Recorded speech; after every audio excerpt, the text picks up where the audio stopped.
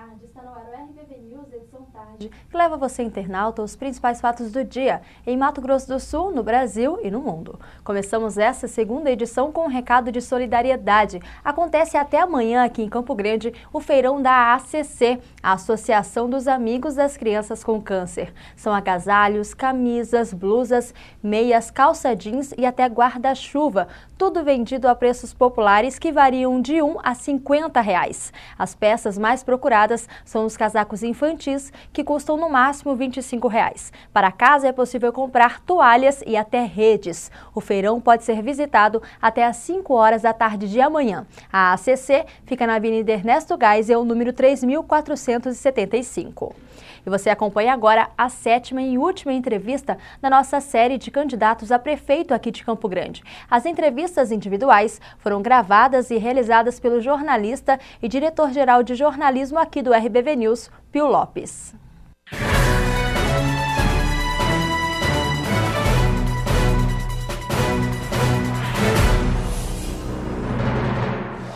Você acompanha agora mais uma entrevista da série que o RBV News promove com os candidatos a prefeito de Campo Grande.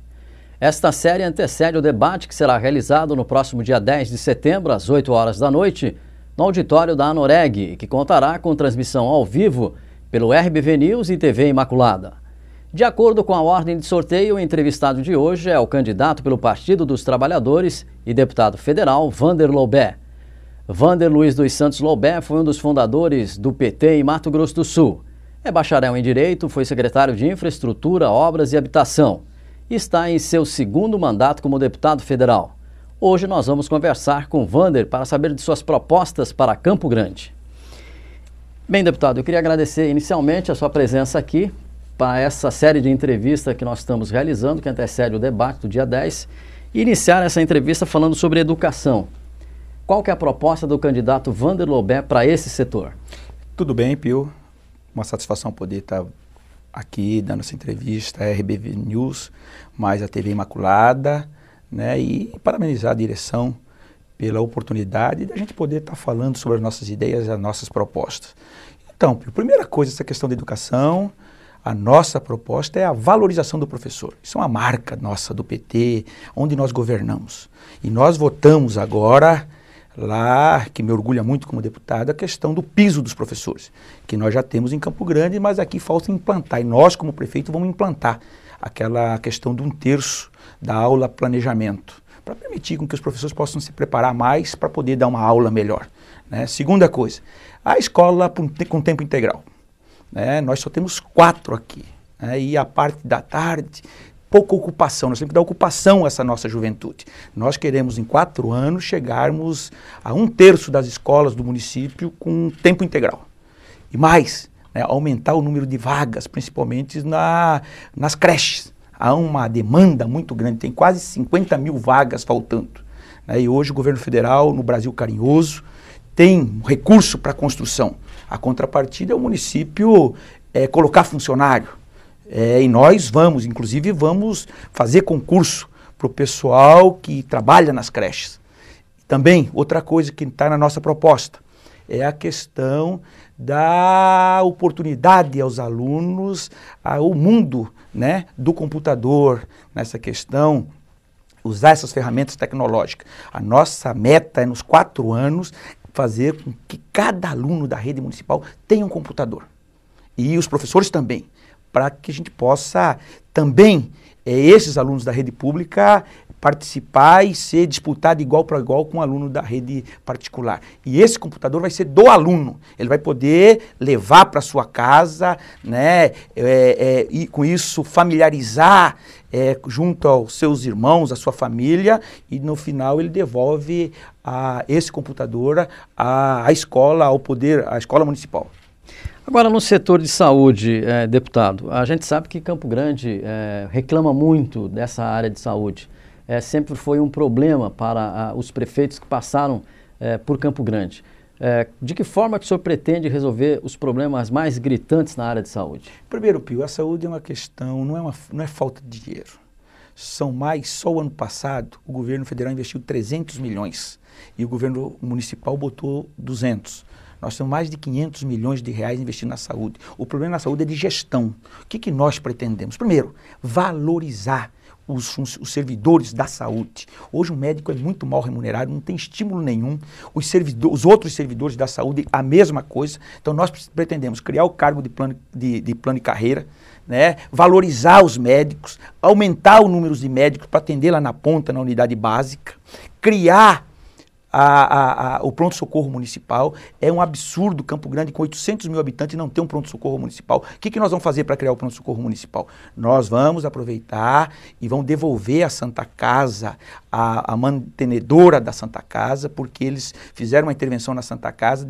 Na época a Santa Casa tinha 23 milhões de dívida, hoje é 125 milhões, e nós pretendemos devolver, já estamos discutindo isso, aproveitar aquele Hospital do Trauma, que ali foi colocado dinheiro público, transformar o Hospital do Trauma num pronto-socorro municipal, aumentando o número de médicos, melhorando os postos de saúde 24 horas e criando 4 policlínicas para o pessoal da melhor idade e um centro de diagnósticos para permitir com que essas pessoas possam fazer os seus exames, né? É um absurdo, às vezes leva 6, 8 meses e a doença não espera. Nós queremos estruturar toda a saúde, e é possível aproveitar a relação que nós temos com o ministro Padilha, com o governo federal, para canalizar mais recursos do governo federal na área da saúde, porque a saúde está um caos. A saúde pública, por exemplo, deputado, vai tratar também do dependente químico? Isso é uma coisa que precisa, viu, Pio? É um absurdo. Campo Grande não tem um centro de recuperação de pessoas usuários de viciadas.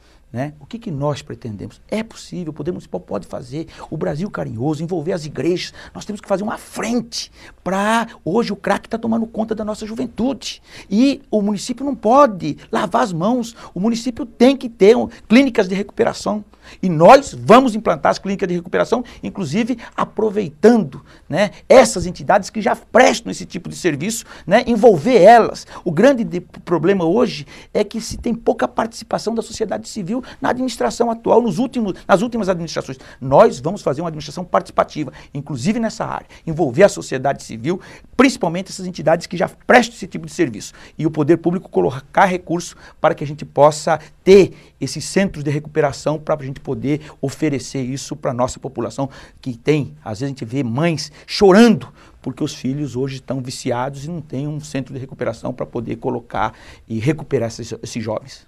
O trânsito da capital, por exemplo, deputado, está muito violento. A gente tem aí praticamente 1 ou 2 mortes por semana no trânsito da capital. Melhorando o transporte coletivo, o senhor consegue resolver esse problema? Não tenho dúvida. Tem mais 160 milhões da mobilidade urbana que seja quem for o prefeito vai executar.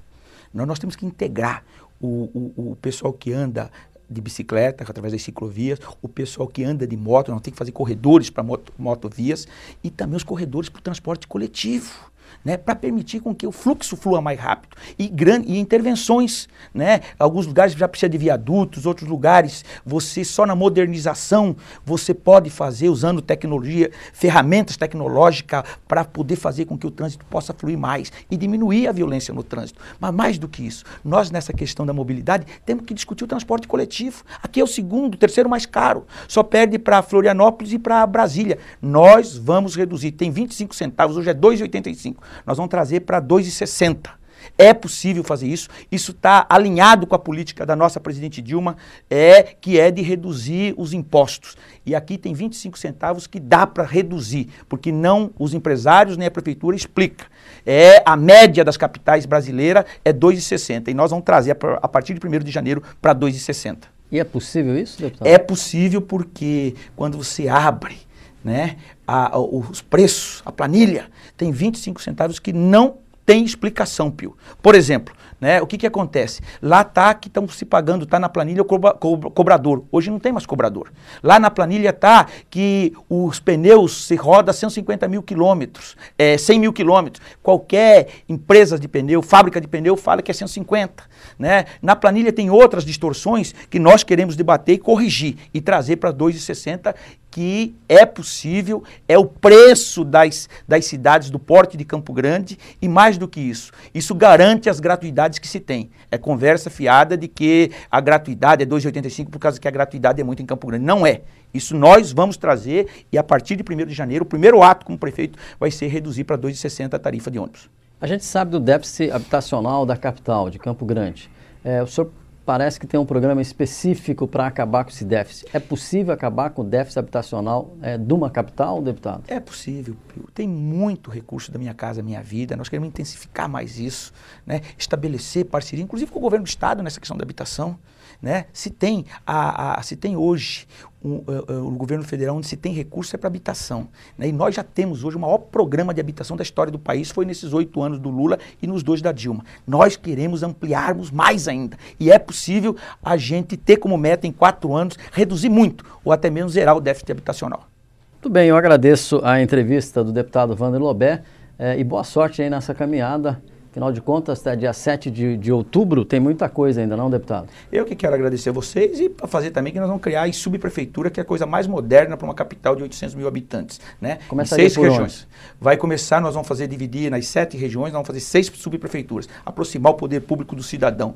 E essa prefeitura vai cuidar da região da cidade. Com essa descentralização, nós temos certeza que a gente vai melhorar muito a relação do poder público com o cidadão.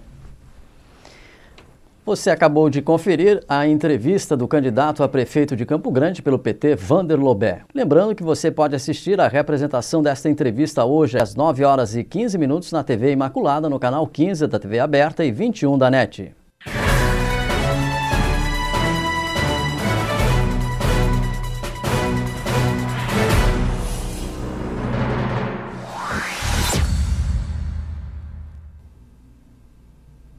Essa entrevista que vocês acabaram de conferir, feita com o candidato Vander Lobé, será reapresentada amanhã em nossa primeira edição, a partir das 11 da manhã. E no próximo bloco você vai conferir os principais fatos do mundo. Nós voltamos já. Com obras e investimentos, programas sociais e mais empregos, o governo do estado promove a qualidade de vida de todos os campograndenses. O governo modernizou a capital com o Parque Lagoa e o recapeamento da Afonso Pena. E com novas moradias, garantiu mais segurança para 12.115 famílias. A saúde ganhou novos equipamentos e infraestrutura moderna no Hospital Regional. E novas frentes de asfalto levam mais conforto aos moradores do Aero-Rancho. E o trabalho do governo do estado também promove a qualidade de vida de todos os campograndenses. Os incentivos fiscais do governo atraem indústrias e geram milhares de empregos com carteira assinada. E Campo Grande vive com mais segurança, com a polícia comunitária nas ruas e com 16 mil famílias protegidas pelo Vale Renda. Sou muito feliz por contar com o Vale Renda, sim, porque tem me ajudado muito. É Mato Grosso do Sul em pleno desenvolvimento.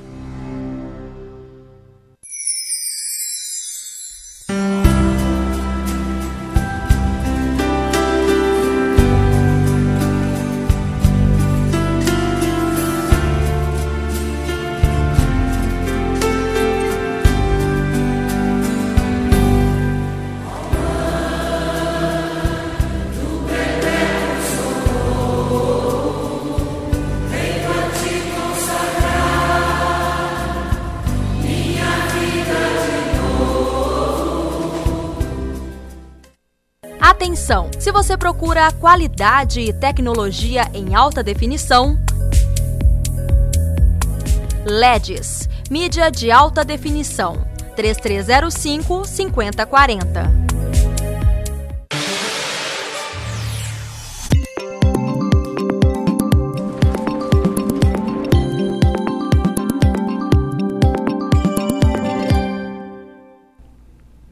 Depois de uma terça-feira com temperaturas amenas no período da manhã, o clima volta a esquentar nesta quarta-feira, chegando a 34 graus em Mato Grosso do Sul. Confira a previsão para 5 capitais para amanhã.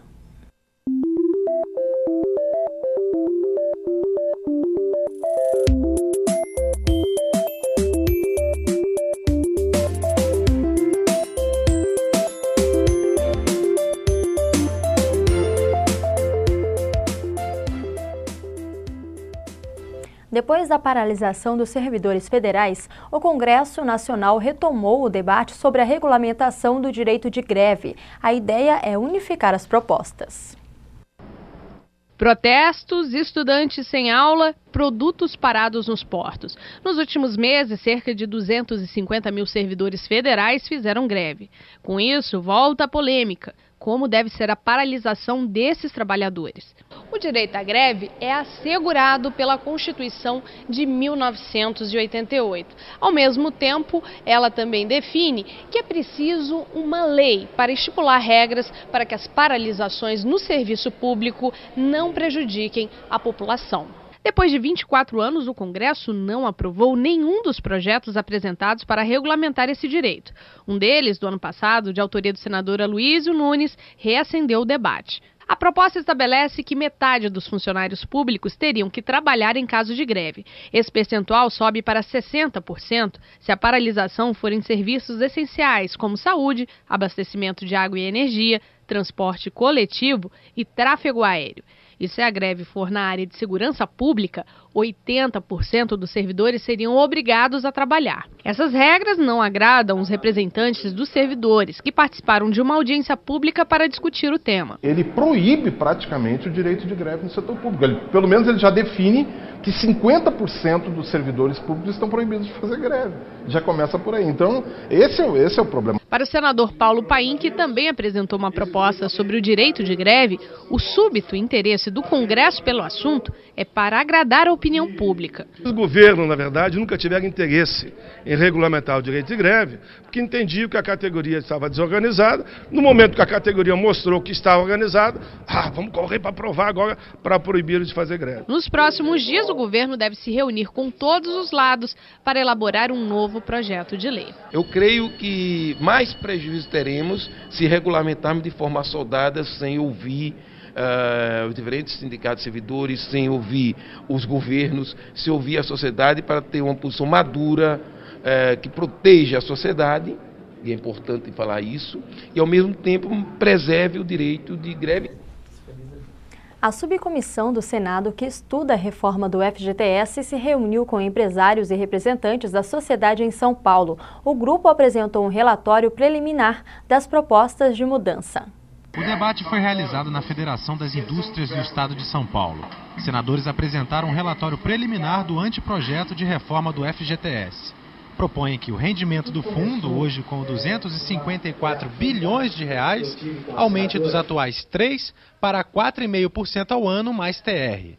E que, além dos patrões, trabalhadores também possam depositar nas contas. Qual é a vantagem para ele? É que ele ganharia linha de crédito especial a partir desse depósito e da quantidade de dinheiro que ele tivesse. Quer dizer, passaria a lucrar e passaria a ter quase como um banco do trabalhador. Com mais recursos, o FGTS poderia conceder empréstimos com juros mais baixos aos trabalhadores e também financiar atividades produtivas. Atualmente, o dinheiro é aplicado apenas em títulos do governo ou projetos de saneamento e habitação. Os empresários que injetam todo o dinheiro do fundo com uma contribuição obrigatória de 8% sobre os salários e com as multas por demissão sem justa causa, disseram que vão avaliar a proposta e que reivindicam outras mudanças no FGTS. Querem que seja extinto o pagamento adicional de 10% sobre as multas por demissão sem justa causa. A Fiesp é contrário e pede a extinção total dos 10%. Porque isso ela já fez o que devia ser feito com os 10% e hoje as indústrias precisam de uma saída e de uma redução da folha de pagamento. O presidente da subcomissão disse que ainda vai discutir esse ponto da reforma com outras instituições. Nós estamos procurando ouvir todas as classes, a senadora está marcando agora também com o DIEESE, nós vamos fazer isso, levar para o Centro-Oeste, levar para a região Norte e no Sul do país. Depois, então, que nós fecharmos, nós vamos apresentar isso na nossa comissão. O relatório final da subcomissão será entregue no fim de novembro. As propostas serão transformadas em um projeto de lei. Esse é um projeto tão importante, é uma reforma tão importante, que nós não podemos ser nem assodados e nem deixar de discutir com a sociedade inteira. E depois pesar muito bem a ação que vamos propor. A Câmara Federal aprovou o projeto de lei que torna gratuita em todo o país a primeira emissão da carteira de identidade. Hoje, em alguns estados, é cobrada apenas a segunda via do documento. 2 documentos são fundamentais para qualquer cidadão: a certidão de nascimento e a carteira de identidade. O primeiro, por lei, é gratuito, mas no caso da carteira de identidade, cada estado da federação decide se cobra ou não pela primeira via do documento. O projeto de lei aprovado pela Câmara estabelece a gratuidade da carteira de identidade em todo o Brasil. Nas ruas, as pessoas aprovam a decisão dos deputados. Nem todos, têm, às vezes, condição. Apesar de ainda ter que conseguir, para tirar foto e tudo mais, ainda pagar para tirar a identidade dificulta bastante. Às vezes a pessoa vai tirar um documento, não tem aquele dinheiro, e não pode tirar. A pessoa tem que ter o direito de tirar os documentos dela de forma gratuita. Uma pessoa que não tem condições, ela vai ficar sem documento a vida inteira. É direito do ser humano, de todas as pessoas ter esse direito da identidade, CPF, tudo de graça, cara. Acho que deveria ser gratuito para o Brasil inteiro, porque a segunda via a gente já paga tão caro às vezes quando perde. O relator do texto, o deputado Luiz Couto, explica a importância da aprovação para o dia a dia das pessoas. Nós vamos ter pessoas que terão o seu nome registrado, terão um registro civil e eles poderão, através desse documento, terem acesso a outra documentação. Nós dizemos sim que o registro civil e a identidade são os primeiros documentos para o exercício pleno da cidadania. O deputado Eduardo Cunha é favorável ao conteúdo do projeto, mas levanta um problema técnico na proposta. O projeto é extremamente meritório. Se nós pudermos implementar, será uma vitória para aqueles que precisam tirar o seu primeiro registro. A razão pela qual eu pedi vista é uma razão de natureza técnica, porque você está criando uma obrigação para entes estaduais, através de uma lei federal, que vai implicar despesa para os estados, sem dar uma contrapartida de receita. Então, na prática, a gente precisa encontrar uma forma, que se fosse uma lei estadual, cada estado disciplinar dentro do seu orçamento a gratuidade dessa carteira de identidade, seria o correto. Na medida que eu, por lei federal, vou estipular essa despesa obrigatória para estados, eu passo a ter um problema que eu vou criar para os estados através de uma legislação federal. Uma comissão especial instalada na Câmara examina uma reforma profunda no ensino médio no país. De agora até novembro do ano que vem, os deputados vão realizar audiências, visitar 27 estados da federação e conhecer experiências de outros países para apresentar uma proposta de ensino médio mais adaptada à atual realidade brasileira. Uma carga horária exaustiva, carregada de um conteúdo genérico que os alunos consideram desconectado do que eles esperam para sua formação profissional. A área de química, para mim, é algo que eu não... Além de eu não entender, ter aquela dificuldade de entender para a gente não gostar da matéria, tem a dificuldade também porque é uma coisa que eu não vou usar. Para mim não vai ter utilidade química. Matemática e talvez física, porque pelo curso que eu quero seguir não tem tanta utilidade. Hoje, de cada 100 alunos que ingressam no ensino fundamental, só a metade chega até o ensino médio. Destes, 25% abandonam o curso e só 1/3 chega até a universidade. A ideia da reforma é tornar o ensino médio mais atrativo para os alunos e mais útil para o futuro profissional deles. Não faz muito sentido fazer com que o jovem aprende ou decore ou diga em detalhes o que são mitocôndrias, se ele nunca vai usar isso na vida dele, Então eu defendo a ideia de nós termos um ensino médio temático, onde os jovens possam optar a partir de um conjunto mínimo de disciplinas, para alguma especificidade. De um lado, a reforma pretende reforçar o ensino profissionalizante. De outro, mesmo o currículo convencional, que serve de porta de entrada para a universidade, deve ser adaptado para privilegiar os conteúdos relacionados com a carreira escolhida pelo aluno. O presidente da comissão especial explica que a ideia é tornar o ensino médio mais adaptado à atual realidade do país, de pleno emprego, que tem urgência de mão de obra mais qualificada. O Brasil é um país que não vai abrir mão dos seus direitos sociais, direito trabalhista, e ao mesmo tempo ele tem que ser um país competitivo no mundo da economia. Portanto, ele terá que deslocar de um país intensivo de mão de obra para um país de base tecnológica. Para isso ele precisa de um modelo educacional que promova conhecimento tecnológico, que promova a sociedade do conhecimento. Então nós também temos que encaixar o ensino médio nesse novo país. Mas a proposta não tem consenso. Para este professor de história, o risco de oferecer escolas e currículos diferenciados é promover cedo demais, já no início do ensino médio, uma seleção entre os estudantes que terão perfil técnico ou acadêmico. Você definir com 15 anos, isso aqui vai ser um técnico em enfermagem, vai ser um técnico laboratorial, engenharia, e esse aqui vai entrar para a faculdade. Essa divisão, se for desse aspecto, eu sou contra. Me parece mais assim, estamos já separando mão de obra. Quem vai ser mão de obra especializada e quem vai ser mão de obra barata. É complicado. Com 15 anos ou com 17 é uma decisão difícil, porque você está decidindo agora uma coisa que você vai fazer o resto da sua vida. É nesse caminho que nós provavelmente vamos guiar essa comissão, no caminho de fazer o ensino médio ficar mais interessante, de fazer o ensino médio com qualidade no Brasil, vendo os melhores exemplos do Brasil, vendo os melhores exemplos de outros países. Vamos agora aos fatos regionais. A estiagem, que afeta a maioria dos municípios de Mato Grosso do Sul, acaba ocasionando um fator que preocupa principalmente o produtor rural, os incêndios em pastagens. E para orientar sobre como agir quando o fogo atingir uma área rural ou terreno baldio, o Corpo de Bombeiro de Três Lagoas realizou um treinamento prático de combate a incêndio em pastagem e em área urbana. O Corpo de Bombeiros de Campo Grande realizou essa semana um treinamento de combate a incêndio no 5º Grupamento de Três Lagoas para 70 pessoas que prestam serviço para empresas, sindicatos e assentamentos. É uma das atividades que o Comitê de Prevenção e Combate aos Incêndios do Mato Grosso do Sul proporciona. Nesse comitê está o Corpo de Bombeiros, está o IBAMA, está o Instituto do Meio Ambiente do Pantanal e mais uma série de outros parceiros. Na aula teórica, os participantes prestam atenção em usar objetos para apagar o fogo, desmontaram e montaram bombas e receberam técnicas contra o incêndio. Bom, no estado nós já propiciamos esse treinamento desde 2000 para mais de 3.000 pessoas.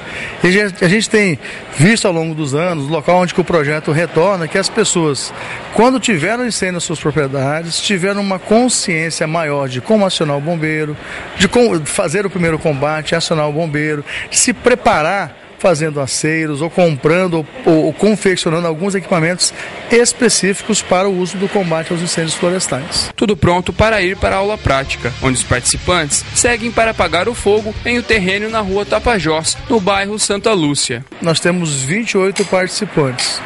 Foi uma chamada para 70, então com certeza hoje o pessoal voltando para suas propriedades vão comentar como foi o trabalho e amanhã a gente espera que mais pessoas que hoje não vieram por motivos adversos possam participar das atividades. O treinamento prático contra incêndio ocorreu devido à estiagem e aumento de queimadas em Três Lagoas. A missão de hoje foi cumprida. Com esse tipo de treinamento, alguns focos de incêndio poderão ser controlados.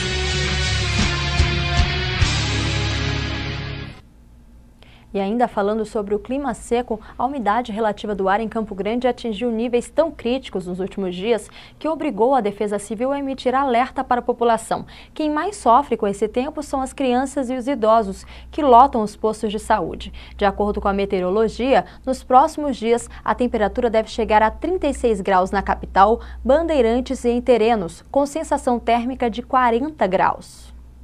Já são 53 dias sem chuva na capital e este tempo seco tem prejudicado e muitos campograndenses. Segundo Natália Abrão, as chuvas esparsas, que muitas vezes não passam dos 3 milímetros, acabam afetando ainda mais a saúde e a vegetação.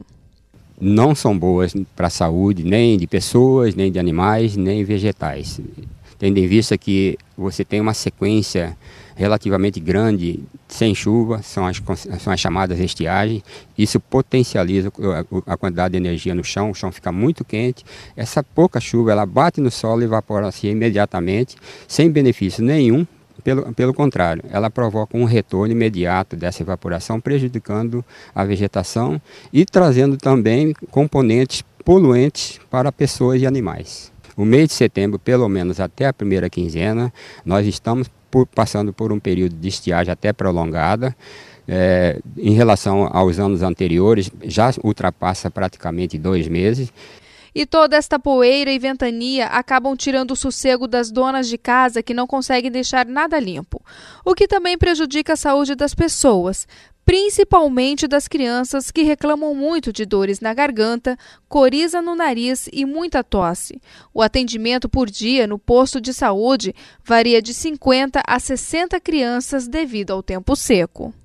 É muito difícil. Aqui está muito difícil por causa do... Não tem nem como fazer uma limpeza na casa, não tem nem como você pôr uma roupa no varal, não tem nada. Para mim tá bem ruim, porque eu era de outro estado e mudei para cá e aqui tá... Desde quando eu cheguei não está tendo chuva e eu que tenho sinusite, para mim tá horrível. Ontem eu vim aqui pro posto, cheguei aqui às 4h15 e saí daqui às 9 porque eu tive quase que brigar para ser atendida. Porque eu estava com muita dor. É realmente muito complicado, né? Porque a gente sente assim que a garganta tá sempre seca, né? O ar tá muito seco. A gente sente, é difícil para respirar tudo, né? Tem sido bem complicado. A gente toma bastante água, mas assim mesmo a gente sente que, né? A gente sofre, principalmente as crianças também, né? Essa época do ano as crianças também sofrem bastante.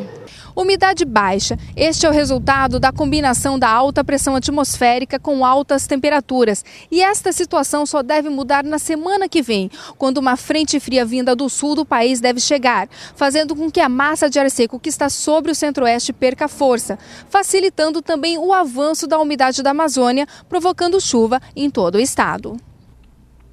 E o RBV News Edição Tarde termina aqui. Mais informações amanhã, a partir das 11 horas. Boa noite.